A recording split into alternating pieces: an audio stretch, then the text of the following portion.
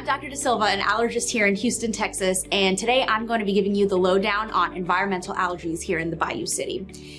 Houston's a great place to live in, but there are a ton of things you can be allergic to here. The most common environmental allergies are tree pollens, grass pollens, mold, indoor stuff like cats and dust mites, and cockroach. A lot of these allergies are things that we can encounter in day-to-day life. Spring is the start of allergy season here in Houston, and it usually lasts from late February all the way up to about April or May.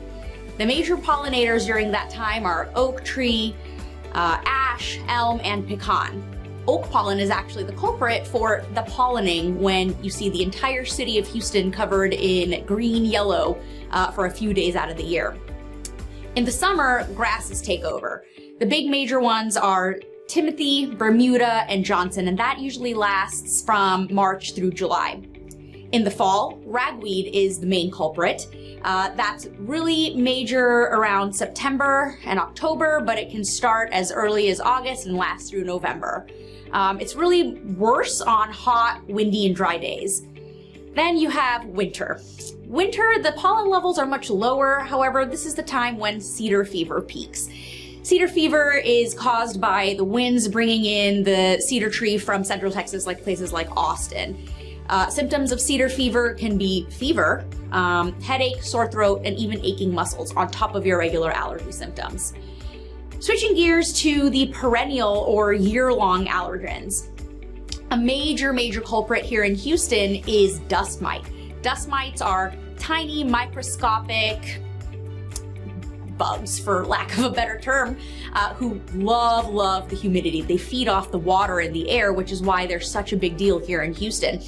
Can't really see them, but they live in your carpets, mattresses, stuffed animals, bedding, things like that. And it doesn't really mean that you have a dirty house, but it's pervasive, it's everywhere.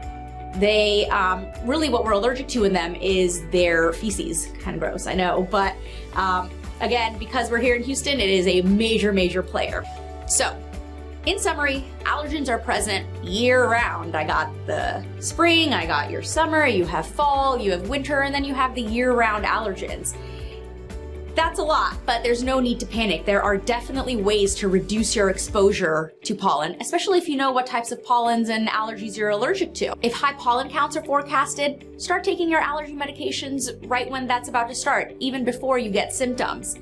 Also, you can try and limit your exposure by limiting time outside, especially in the early afternoon when pollen counts are the highest. If you have to go outside, you know, wear a mask or a scarf, wear sunglasses to avoid getting the pollen into your eyes, and make sure to shower and change your clothes right when you get home so you don't track that pollen all over the house and into your bed.